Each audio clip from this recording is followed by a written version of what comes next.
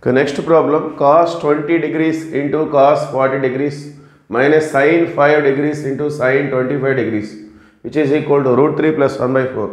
So ఇక్కడ ఒక 2 ఉన్నట్లయితే మనం 2 cos a cos b formula apply చేయొచ్చు. అలానే ఇక్కడ కూడా 2 ఉన్నట్లయితే 2 sin a sin b formula apply చేయొచ్చు. సో అలా లేదు కాబట్టి మనం ఆ విధంగా తీసుకొని రావాలి. సో ఒక 1/2 బయట తీసుకుందాం, అలానే లోపలికి 2తో మల్టిప్లై చేసుకుందాం. 2 cos 20 into cos 40 minus 2 sin 5 into sin 25. Okay, so ఈ మొత్తాన్ని 2తో మల్టిప్లై చేస్తాం. వాల్యూ మారకుండా ముందు 1/2ని నోట్ చేసుకున్నాం. సో 1/2 ఇంటూ, సో ఇది 2 cos a cos b formula. అది 2 cos a cos b అంటే cos a plus b plus cos a minus b,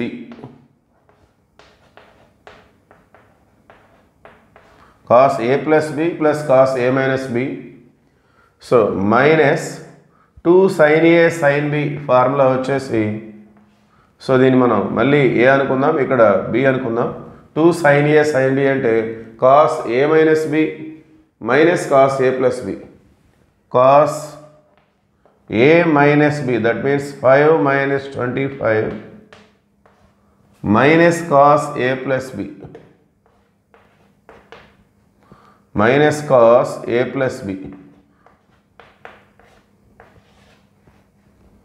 whole bracket. Okay, so minus ఇక్కడే ఉంది. 2 sin a sin b అంటే cos a minus b minus cos a plus b formula అది.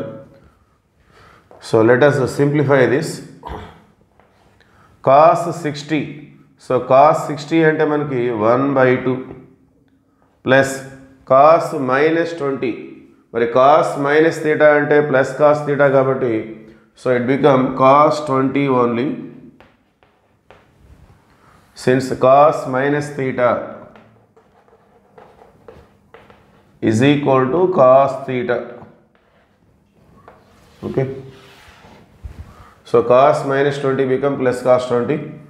So minus into plus minus, cos 5 minus 25 minus 20. So once again cos minus theta means plus cos theta. So it is also equal to cos 20 minus into minus plus cos 30 degrees, 5 plus 25, cos 30 means root 3/2. Okay, so cos 20 cancel అవుతుంది.